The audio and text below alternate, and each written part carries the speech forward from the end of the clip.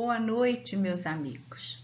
Com muita alegria aqui estamos novamente para mais uma noite de estudos do livro Memórias de um Suicida. Nós estamos na parte 3, capítulo 19, O Homem Velho. Mas, como sempre, nós vamos ler o Evangelho e fazer a nossa prece.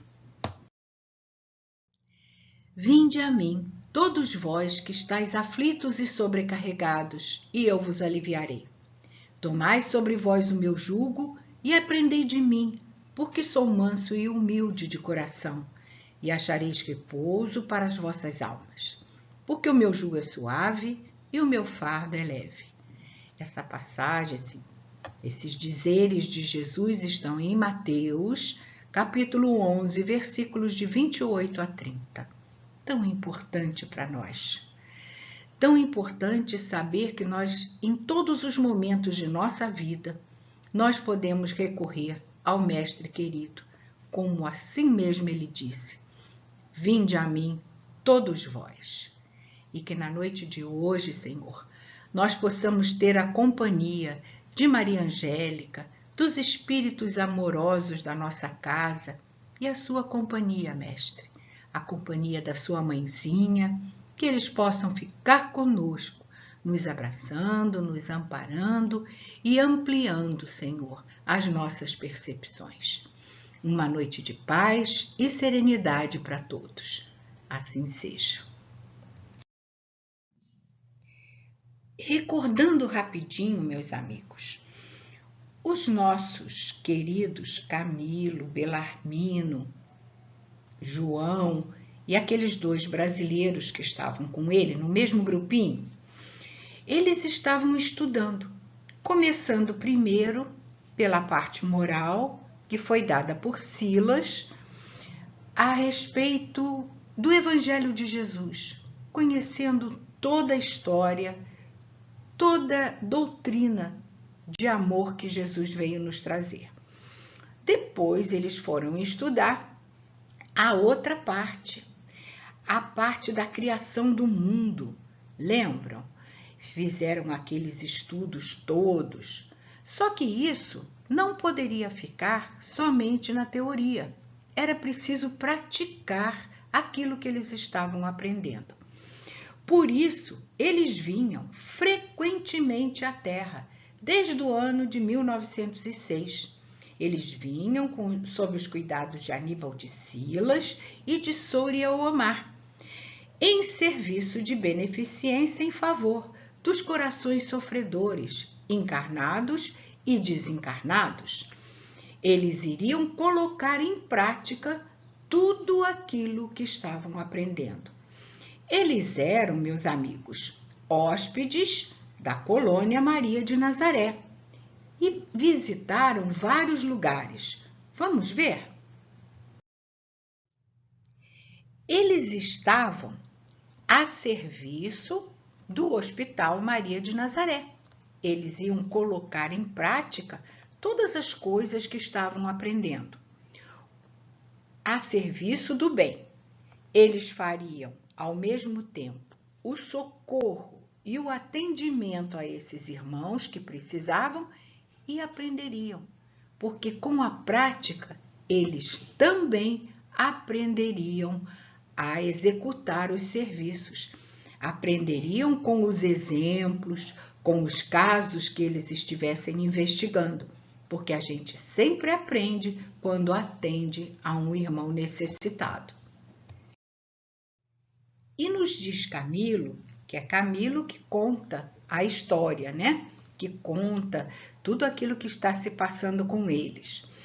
Eles foram auxiliar nos postos de emergência da colônia Maria de Nazaré. Lembram do manicômio? Aquele lugar dos espíritos mais sofredores? Pois é, um dos lugares visitados por esse grupo foi o manicômio, para atender aqueles irmãos em sofrimento. E a cada caso que eles viam, eles aprendiam alguma coisa. Como nossos amigos estudaram bastante, eles já até podiam acompanhar aquelas caravanas de socorro aos suicidas que estavam perdidos, tanto naquele invisível inferior como nos abismos terrenos. Eles iam ajudar a recolher esses irmãos e aí colocavam em prática a humildade, o conhecimento que eles tinham, o não julgamento e a compaixão, sentimentos importantes em relação a todos que sofrem. E vejam como os nossos amigos cresceram, como eles estavam mais fortalecidos. Eles já até podiam fazer estágio com os mestres da vigilância, aprendendo com eles a buscar os chefes das falanges que induzem muitos ao suicídio. Eles aprenderam a inspirar esses espíritos ainda arraigados ao mal a desistirem dessas ideias, dessa ideia de levar outros espíritos a cometer o ato do suicídio. Eles estavam tão bem, já tinham tanto conhecimento que podiam participar dessas caravanas. E a tarefa de Camilo e de seus amigos agora era justamente aliviar os sofrimentos. E eles perceberam que, ao fazer isso, eles diminuíam suas dores também. Porque quem trabalha no bem, quem ajuda a diminuir o sofrimento alheio, tem diminuído os seus. Porque os sofrimentos e as dores estão por toda parte, estão em todos os lugares.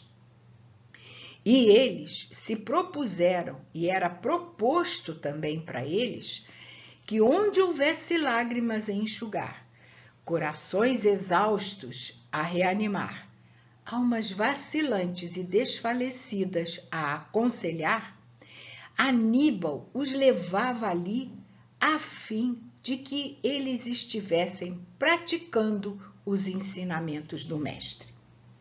E aí, meus amigos, eles iam às reuniões espíritas, ajudando, claro, dentro das possibilidades deles.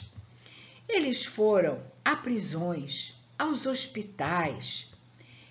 Eles fortaleciam o ânimo e davam socorro a todos os devedores do passado, esses devedores que agora estavam às voltas com testemunhos muito duros, reencarnados que estavam desolados, ainda em lugares ermos, como os sertões brasileiros, a parte da África.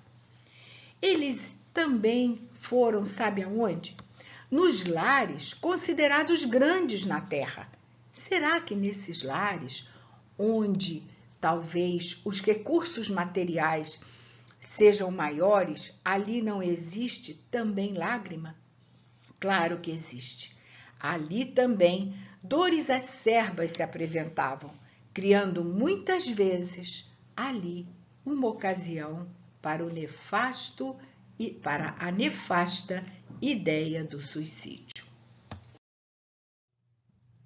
E às vezes, o grupo de Camilo, vendo tantas dores, tantas angústias que se apresentavam, tantos irmãos em sofrimento, eles acabavam, vamos dizer assim, registrando essas dores, essas angústias e se desequilibravam um pouco.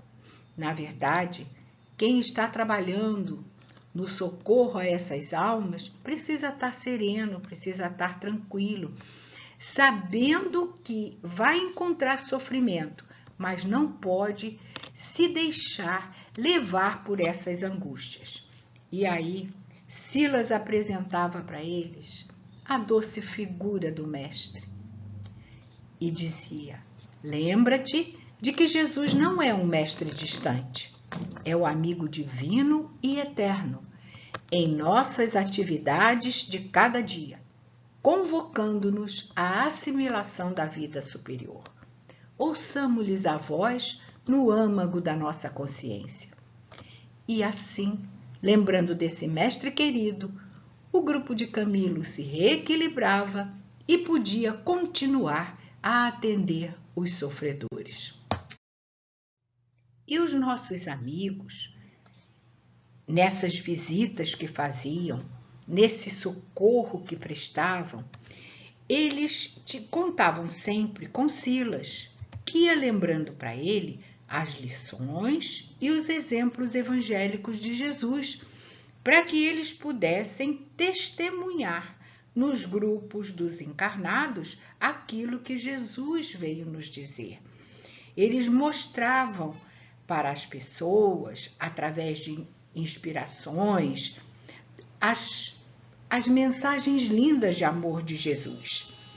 Além disso, a cada caso apresentado, eles refletiam e analisavam aquela situação. E às vezes achavam, puxa, essa pessoa precisava ouvir isso. Essa pessoa, se escutasse essa palavra de Jesus, talvez ela não cometesse tal ato.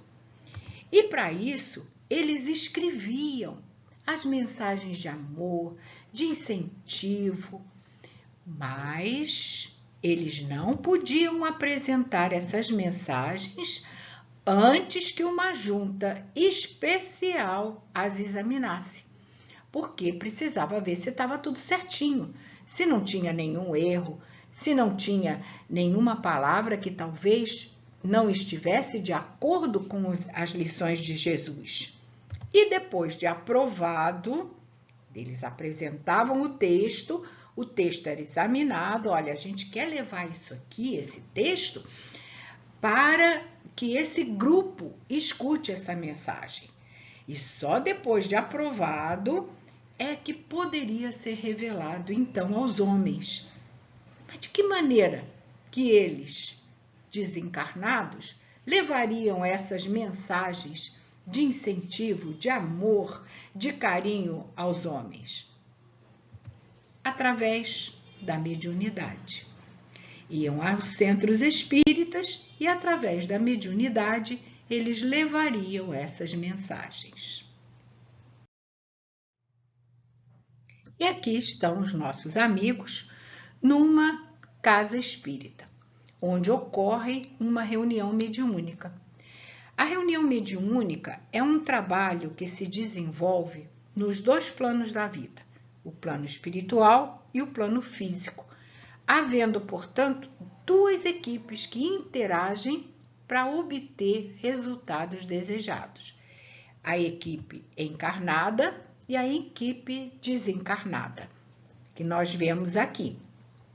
Os médiuns recebem as mensagens, escrevem, e quem traz essa mensagem são os espíritos desencarnados, quando autorizados, quando aquele texto tiver sido aprovado pelo plano espiritual, como é o caso de Camilo, que trazia as mensagens de incentivo, de amor, de carinho, mas que haviam sido respaldadas pelo Silas, porque eles não trariam jamais alguma coisa que fosse contra a verdade, contra os ensinamentos de Jesus.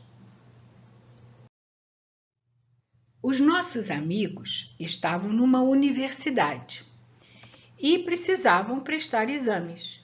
Eles estudavam, viam toda a parte teórica, vinham para a Terra e faziam a parte prática, mas tinham também que apresentar as suas peças aos luminares da colônia.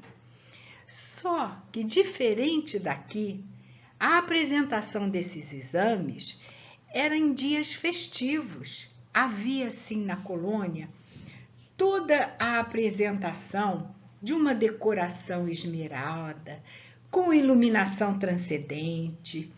Vinham os luminares da colônia e se apresentavam, expressando-se através da arte, mostravam as coisas deles para incentivar os nossos amigos. Dentre eles vieram Teócrito, Ramiro de Guzmán, o Aníbal, que já estava lá, né? Revelando-se, claro, que eles eram portadores de dons superiores, mas felizes porque os nossos amigos estavam cada vez em melhor estado psicológico, em melhor estado de ânimo para cumprir aquilo que eles se propuseram, que era reencarnar e, ao mesmo tempo, modificar todas as suas disposições, ajudando outros espíritos a modificá-las também. E nesse ambiente alegre e feliz, os luminares da colônia apresentavam literatura, música, faziam discursos e as suas exposições, aquilo que eles apresentavam, apareciam em telas por meio de imagens. Tudo isso era para incentivar, para mostrar para os nossos amigos que eles um dia fariam a mesma coisa, que eles também eram capazes de fazer isso. E já estavam fazendo, claro que guardadas as devidas proporções, já estavam fazendo aqui no plano encarnado, junto daqueles sofredores que eles vieram socorrer aqui na Terra. Era uma verdadeira festa o dia do exame na universidade. E não só os luminares da própria colônia se apresentavam, como também das esferas vizinhas desciam caravanas fraternas para brilhantar esse evento. Olha quem veio visitar os nossos amigos, Vitor Hugo.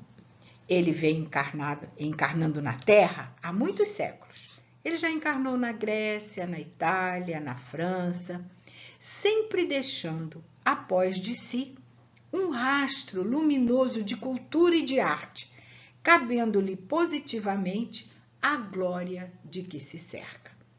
Isso tudo, meus amigos, para mostrar que o plano espiritual olha muito o belo, o divino, o amor, o companheirismo, o incentivo, a alegria, enfim, o Evangelho de Jesus.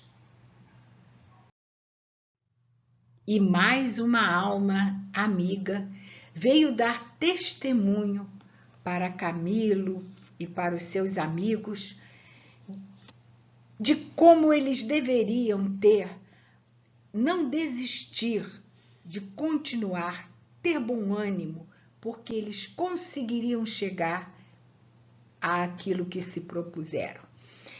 Chopin, alma insatisfeita, que somente agora compreendeu que com o humilde carpinteiro de Nazaré encontrará os sublimes ideais que a saciarão, em doces expansões de música arrebatadora.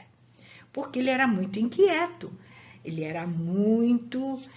estava sempre insatisfeito, Chopin estava sempre em guerra consigo mesmo, né? E só com o carpinteiro de Nazaré ele aprendeu a ficar sereno e a mostrar que a sua música era divina, maravilhosa. E aí, depois da apresentação desses amigos que vieram a brilhantar a festa, Camilo, então, e os amigos dele apresentariam os seus estudos, os seus ensaios. Só que eles não conseguiam fazer isso sozinhos ainda. Precisavam que técnicos os ajudassem a projetar na tela aquilo que eles estavam pensando, aquilo que eles estavam escrevendo. Então, essa equipe de eminentes cientistas, que são senhores do segredo da captação do pensamento, vinham em socorro deles, dos aprendizes, para que eles pudessem, então, mostrar as suas criações mentais em imagens e cenas. E eram aplaudidos incentivados, porque conseguiram chegar até esse ponto. E como o plano espiritual não perde oportunidade de ensinar, não só os nossos amigos aprenderam e apresentaram os seus trabalhos, como esses trabalhos foram apresentados para um outro grupo. Querem ver? Eram os médiuns que eram trazidos. Eram médiuns da confiança do instituto, da universidade. Eles eram trazidos e acompanhados pelos seus tutores para escutarem os trabalhos, não só do Camilo, mas como dos outros espíritos que se apresentaram, e ali se sentirem incentivados, fortalecidos para continuar a tarefa deles aqui na Terra. Por que esses médiuns eram levados ao plano espiritual para assistir à apresentação dos trabalhos do Camilo? Tinha que ter um objetivo. E o objetivo era também para os médiuns de estudo e desenvolvimento. Eles iriam também para estudar e desenvolver a mediunidade deles. Por quê? Porque eles precisavam encontrar estímulo ao trabalho mediúnico. E nada mais estimulante do que você participar de uma assembleia no plano espiritual. Mesmo que, às vezes, o médium não consiga lembrar daquilo que aconteceu enquanto ele estava desdobrado, mas fica sempre na cabecinha de cada um aquela imagem, aquela ideia, aquela sensação gostosa de que alguma coisa boa aconteceu enquanto eles dormiam. E isso os incentiva ao estudo, né? Eles precisam estudar sempre porque são intérpretes do mundo invisível. E não existe meio menos dificultoso de preparar um médium do que levá-lo ao plano espiritual enquanto ele está desdobrado. Por isso, esses médiuns compareciam também nessas festividades. E fica aqui, meus amigos, um alerta aos médiuns encarnados, né? É preciso que eles coloquem mãos à obra, é preciso que a gente incentive mais o trabalho dos médiuns e eles próprios se sintam animados a estudar, a trabalhar cada vez mais. Porque, às vezes, os próprios médiuns dificultam a ação dos espíritos instrutores do planeta. Porquanto muitos aparelhos mediúnicos, que são excelentes em suas disposições físico-psíquicas, resvalam para o ostracismo e a improdutividade de coisas sérias, enquanto em torno se acumula o serviço do Senhor por falta de bons obreiros do plano terreno. O plano terreno precisa de trabalhadores. Lembram que até no plano espiritual, o Camilo viu que os mesmos espíritos trabalhavam em vários setores e disseram para ele que havia falta de trabalhadores? Também na Terra existe falta de trabalhadores que abracem a doutrina, que abracem o Evangelho de Jesus. Porque a humanidade ainda está em sofrimento, em pleno século de luzes. Ela ainda prossegue desorientada. Falta para a humanidade o pão espiritual.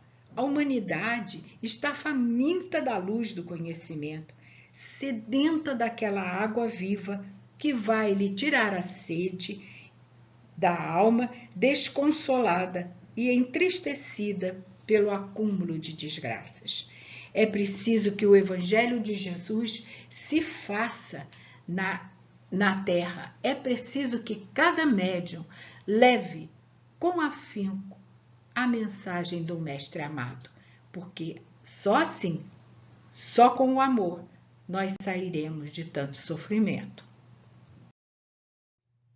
E agora, voltando ao nosso estudo, depois desse alerta aos médiuns, nós vamos ver que 2 acontecimentos muito importantes se fizeram na universidade para os nossos amigos. Um deles foi a visita dos entes queridos. Finalmente, eles iam receber, poderiam ver os seus mortos, entre aspas, queridos. E também fariam a regressão de memória. Entre um acontecimento e outro, não seriam assim rapidinho. Haveria um espaço de 2 anos. E qual a relevância desses 2 acontecimentos? Dos nossos amigos receberem a visita dos entes queridos e depois fazerem a regressão de memória. É porque eles teriam, com isso, maior entendimento de tudo que haviam passado, de tudo que deixaram acontecer com os seus entes queridos, de toda a sua trajetória, um entendimento melhor.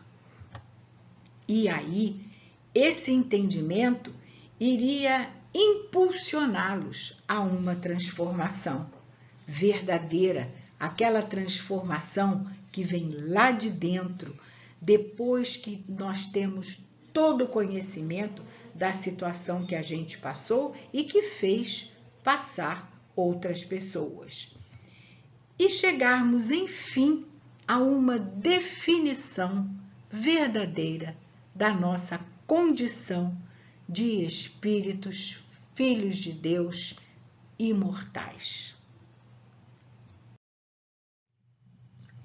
E essa visita dos entes queridos precisava ser uma coisa amena, alegre, feliz.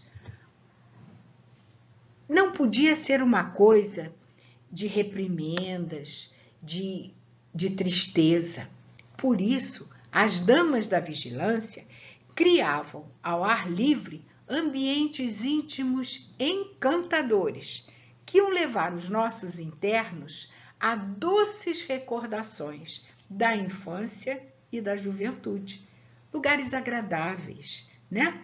Lugares como parques, jardins, à beira dos lagos serenos, sobre as encostas das colinas graciosas.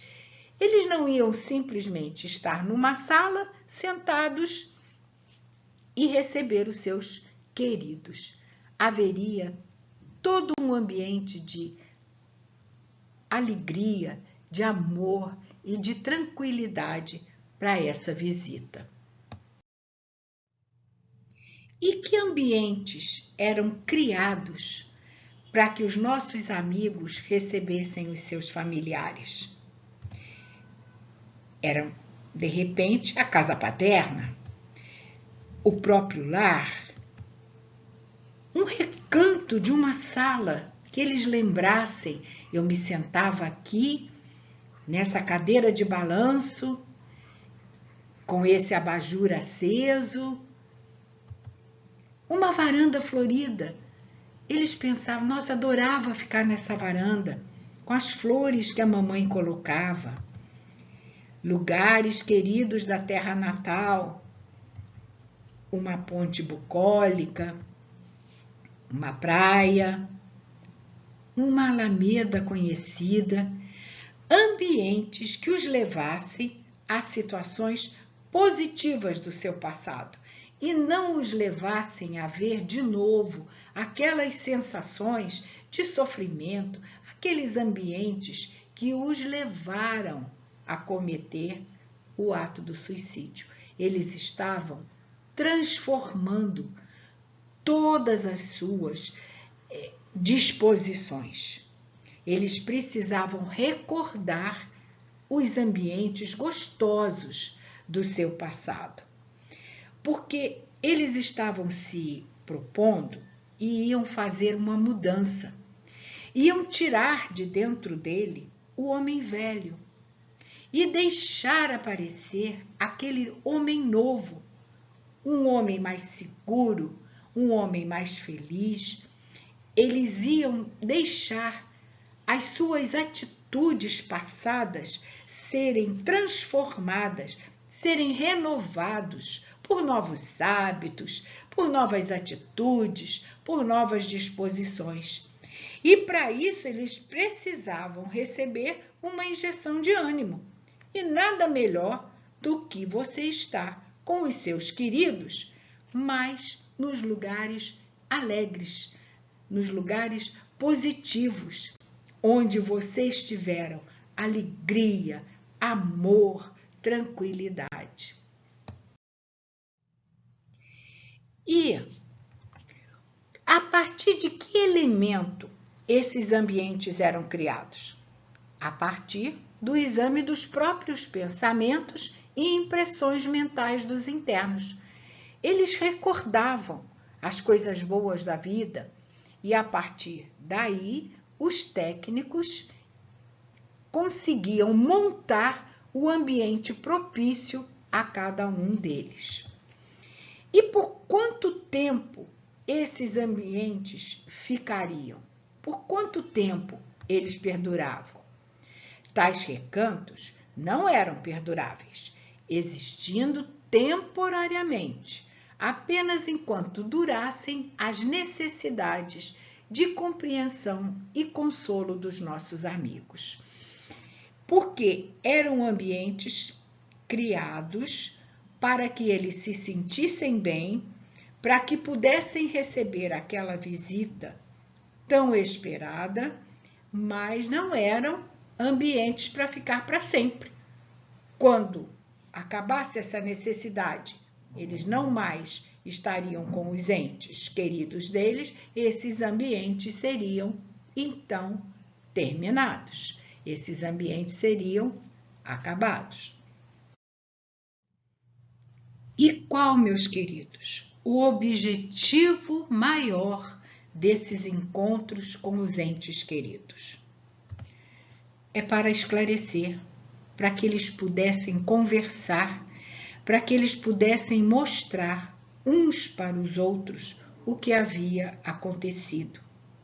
Mas esclarecer para fortalecer a união deles, os laços deles, e não para condenar, para fortalecer o amor existente entre eles, para que eles se consolassem, para que os entes queridos pudessem mostrar para os nossos amigos que eram amados e que não haviam, de maneira nenhuma, sido esquecidos, e tivessem no coração a esperança de que dias melhores viriam para eles, para Camilo, para Belarmino, para João e para os outros.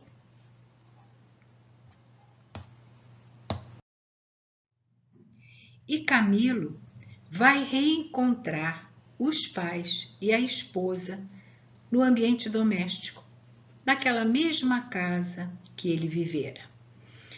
Ele vê a mãe, a esposa, e os móveis eram exatamente os mesmos daquela época.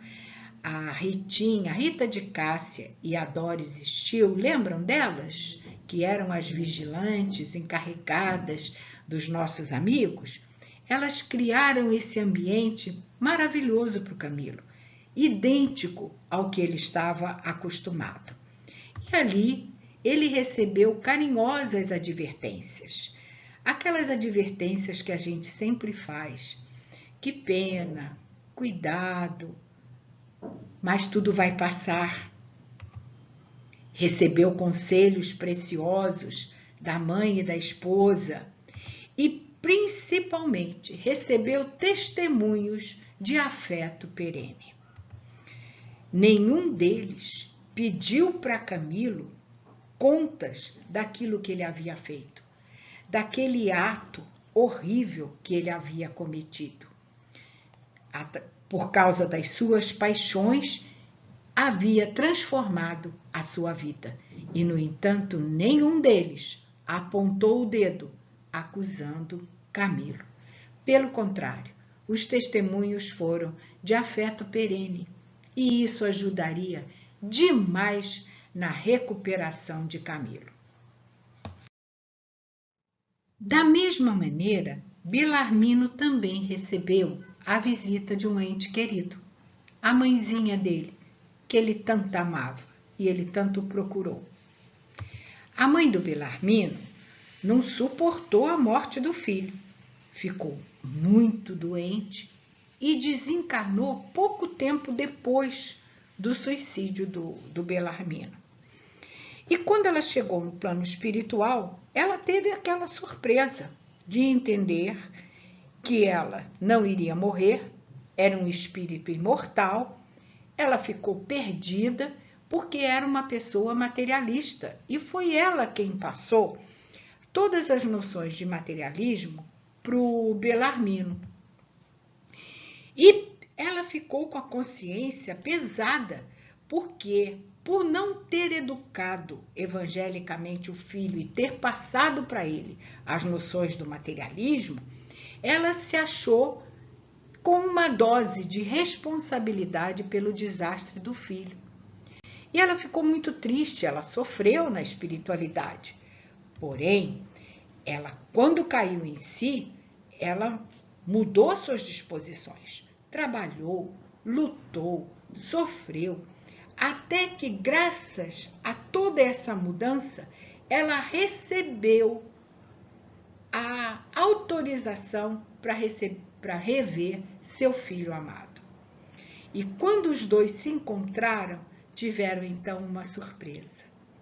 As nossas queridas Rita de Cássia e Doris criaram um ambiente doméstico que eles mais gostavam, que era a velha biblioteca, onde o Belarmino sentava na poltrona pequenininha e deitava a cabeça no colo da mãezinha dele. Isso foi recriado para que eles pudessem, todos os dois, mudar as disposições de tristeza para a disposição de alegria, de amor e de reencontro. E aí, meus amigos, 2 anos depois da visita recebida pelo Camilo dos entes queridos, veio o segundo acontecimento da vida dele. E Camilo diz: esse segundo acontecimento marcou o roteiro decisivo para meu espírito, a ciência que eu tive de mim mesmo, rebuscando em minha alma lembranças do passado que há muito jaziam covardemente adormecidas. Camilo sabia que teria que fazer a regressão de memória, teria que ir de encontro às suas existências passadas para poder entender a sua trajetória e modificar, deixar fora todos aqueles sentimentos do homem velho, todas aquelas dúvidas do homem velho e deixar brilhar o homem novo, esse homem no qual ele estava querendo ser transformado. Mas para isso era preciso que ele fizesse a regressão de memória e entrasse em contato com tudo que ele havia feito. E nesse contato, ele poder reconhecer os seus enganos e se arrepender e modificar todas essas disposições.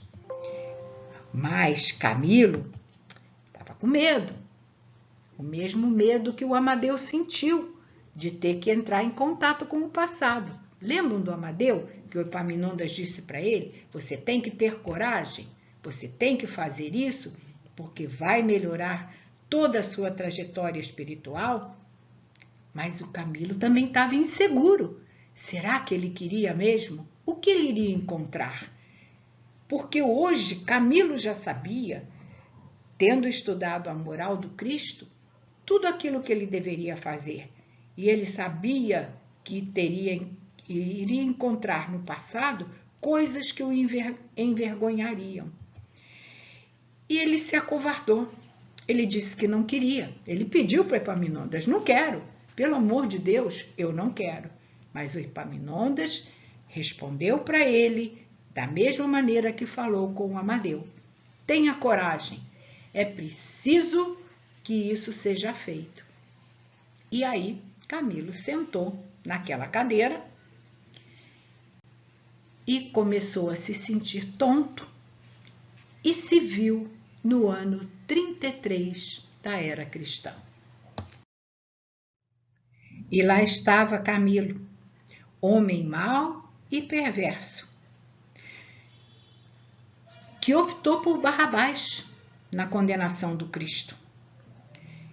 Ele acompanhou o Calvário, a crucificação de Jesus, comprazendo-se com o sofrimento do Nazareno. Ele brigava com todo mundo. Ele traiu as suas convicções. Ele ficou, na verdade, quando viu isso, em pânico. Camilo ficou em pânico quando viu isso. Ele não acreditava que ele havia passado por essa trajetória. Desesperado, Camilo revê a doce figura do mestre Nazareno. E ali mesmo ele diz: ah, Jesus Nazareno, meu Salvador e meu mestre, não fui eu, Senhor. Eu estava louco, não me reconheço mais como inimigo teu. Perdão, perdão, Jesus. Vocês já imaginaram o sofrimento do Camilo ao se deparar com aquelas cenas anteriores? Mas o doce olhar do Mestre Jesus apenas serenou e acalmou Camilo para que ele continuasse a rever o seu passado. Nesse momento em que Camilo está ainda em prantos por causa do acontecimento na era 33 cristã, se fez ouvir a voz de Epaminondas de Vigo.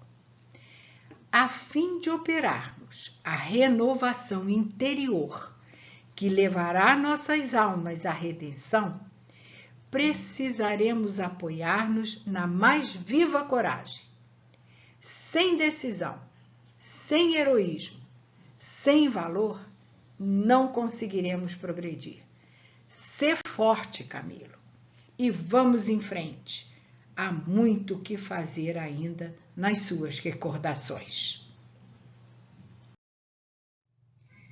Depois do que disse Epaminondas, Camilo continua então a rever todas as suas existências passadas.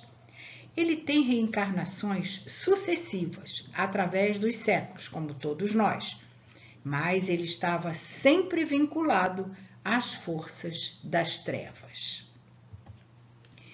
Claro que, como todo mundo, ele não é um espírito abandonado. Ele tem os acompanhamentos dos amigos espirituais e recebe muitos convites para se regenerar, mas ele recusa sempre. Ele é um espírito tão atordoado que ele não consegue distinguir sequer entre os períodos que ele está na experiência da carne daqueles períodos em que ele se encontrava na erraticidade. Ele fica um espírito que não sabe, na verdade, se está encarnado ou desencarnado, porque ele era o mesmo, tanto no plano espiritual como no plano terreno. Ele estava sempre arraigado ao mal. Ele era um criminoso impenitente. Ora, ele reencarna em condições de dificuldade de ordem material, ora em meios sociais elevados. Mas tanto faz. Tivesse dinheiro ou não tivesse dinheiro, tivesse em comando de chefias ou não, onde ele estivesse, Camilo estava sempre nos desenganos. Camilo encarna sempre entre os povos cristãos, na região das Gálias ou da Ibéria. E aí, devagarinho, a ideia da regeneração começa a se insinuar em seu íntimo. Antes ele recusava categoricamente. Agora ela já começa a se insinuar no seu íntimo. E ele começa a buscar a religião. Mas só que, mais uma vez, de maneira calculada, equivocada e interesseira. Ele quer recursos tirados da religião para enfrentar as pesadas adversidades que o cercavam. Ele buscava a religião apenas para a sua sustentação. Ele buscou, na doutrina cristã, apenas vantagens pessoais, poderes misteriosos ou supersticiosos que o levassem à satisfação de seus caprichos e paixões. Ele estava começando a buscar a religião, mas de maneira equivocada. Ele queria já ter começado a se regenerar, mas ainda não estava pronto, ainda não estava propenso ao bem. Ele estava começando a vacilar entre os dois caminhos, o do mal e o do bem. E agora? E agora, diante de tantos fatos, diante dessa vida de tropeços, diante de tanta coisa que Camilo agora tinha ciência, o que iria acontecer? O que iria acontecer com esse espírito que estava de uma maneira que nem era de um lado do bem, nem era do lado do mal? O que levou esse espírito a tantas contradições, a tantos desatinos, a tantos erros cometidos? O que será que aconteceu? E, no entanto, agora, Camilo ouvia muitas referências àquele mestre nazareno, cujas virtudes eram um modelo para a regeneração da humanidade. Ele, Camilo, por que ainda não conseguia estar no meio daqueles que já seguiam o mestre nazareno? Apesar de todas as vibrações do seu organismo, do seu espírito, ele ainda não estava conseguindo se livrar de tantos hábitos ruins. O que aconteceu? O que houve nesse passado para que Camilo não conseguisse ainda se regenerar? E a primeira metade do século XVII surpreendeu-me em confusões deploráveis na obscuridade de um cárcere terreno. Diz Camilo, isso ele nos diz. E por quê? E por que ele estaria ali?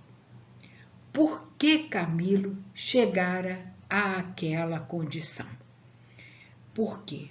O que havia acontecido na sua trajetória para que ele estivesse sempre arraigado ao mal, sempre nessas condições de sofrimento e dor?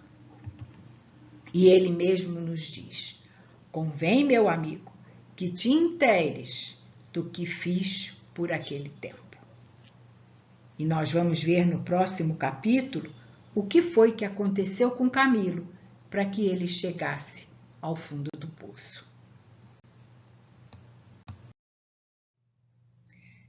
Doce Maria, suave lírio de luz, vem ouvir nossa prece, perfumar nossa messe, doce Mãe de Jesus. Venham, Maria, socorrer os que sofrem, peregrinos da dor, suplicando o seu amor. Doce Maria, cheia de graça, vem ouvir esse hino, amparando os enfermos com o seu manto divino. Maria, Mãe de Jesus, muito agradecidos por termos tido a oportunidade de estudarmos mais um pouco, de mais um pouco conhecermos o mundo espiritual, esse mundo de esperança, de misericórdia, de amizade e que nos traz sempre a presença do Mestre amado, seu Filho tão querido, e que ele fique conosco hoje e sempre. Graças a Deus. E não percam, meus amigos, a próxima aula, onde nós vamos saber o que aconteceu com o Camilo. A causa da cegueira dele, que foi o grande entrave na vida de Camilo, foi o grande problema da vida deste amigo querido, que veio se despir, mostrando para nós todo o plano espiritual, toda a sua trajetória, como exemplo de vida. Esperamos então vocês lá no chat. Uma boa noite e fiquem com Deus.